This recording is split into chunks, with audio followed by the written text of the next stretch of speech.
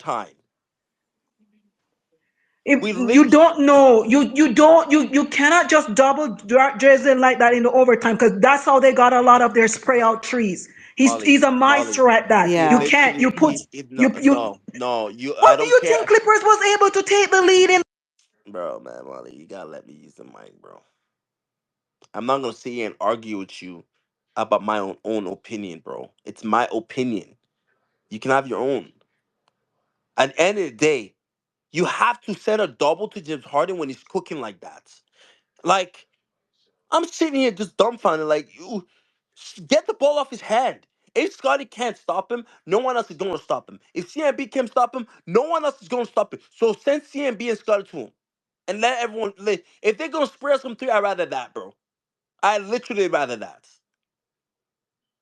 because as you can see, he went on a 12-0 run by himself in the fourth quarter, and it continued to overtime because he got hot.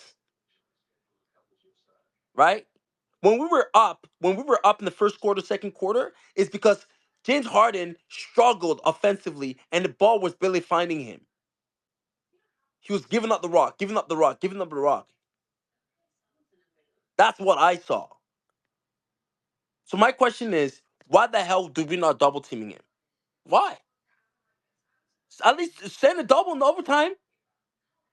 We absolutely, lost ourselves this game. And we're lucky that the 76ers lost tonight. Lucky. Because they would have passed us if they'd won. No, they would have been half a game behind us. Well, again, the standings are so tight. Yeah, and that's why this loss is so bad. This And was and you talk about Harden. Harden was 2 of 12 in the first half, but he had 12 points because he was living at the free throw line. He was living there because, like I said, we Yeah, weren't 10 free doing a throws good at the end. job. Yeah. We weren't doing a good job. We were doubling at the wrong spots. They kick out. When you think they're going to hit the two-pointer, similar to what Jamal Shea was doing, breaking down the D, passing off, and kick it out to shooters. That's what they're doing. You They're know, one I, of I the don't think best we lost this three-pointer game team in the league. defensively, though. I don't think we lost this game defensively. I kind of do want to chime in and give my take here as well. Just to kind of piggyback off of Zazu and Lily, I thought Darko, he didn't coach a good game. That's number one. I thought Ty Lue out looking for mismatches, looking to attack. I need that Scotty Barnes with those bench lineups to elevate those bench lineups, especially in the second quarter, the beginning of the fourth quarter when the lead is dwindling down. I need him to take a little bit of more control in that.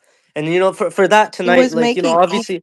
IKD, sorry, I'm gonna let you finish, but he was shooting, but he just his shots, some of them were just a little Yeah, off and coming off it's the it's rim not and the stuff. 3 point shot. Like that's okay, but like I want him But to even kind of his get in little the hook post shots there, and stuff were be a like little falling bit more off the rim. assertive there, be a little bit more assertive. You know, um, want the double team, like invite the double team. I think that's what I'm trying to say. Like I think there was times there where like he was still letting other guys try to get their games going, but I kind of wanted him to take over the way he did it in overtime, where like he left no doubt, if that makes sense.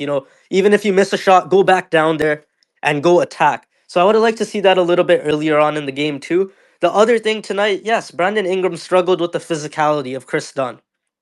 Chris Dunn made it very difficult on Brandon Ingram, made it difficult on his catch points. Darko has to like coach that better as well too. Create a little bit, manufacture some like cleaner looks, cleaner like passing angles to get him the ball, get him a little bit more involved there too. Yes, I thought he struggled in double team situations as well too. He didn't make the greatest reads tonight out of the double. Um, but yeah, it kind of felt like Brandon Ingram was just completely taken out of the game, and that's props to Chris Dunn there as well too. I like it's not like Ingram shot terribly tonight, but it could have been like some cleaner looks to get him going.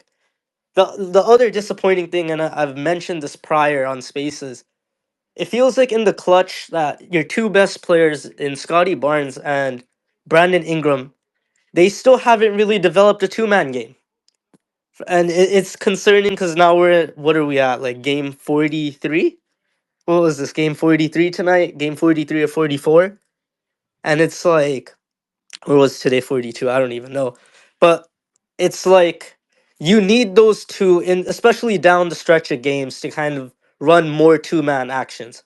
To get like one or the other with the option of like creating for themselves or creating for others. Two more often than not, it'll be one of those guys with the ball in the post, and it's kind of just like, yes, someone will like maybe cut, or some, most of the time it'll just be people standing around, and it'll just be like a tough bucket, a tough turnaround, or a tough mid-range. You really need to establish a pick and roll between those two guys as well. Whether that's Scotty as a screener, whether that's Ingram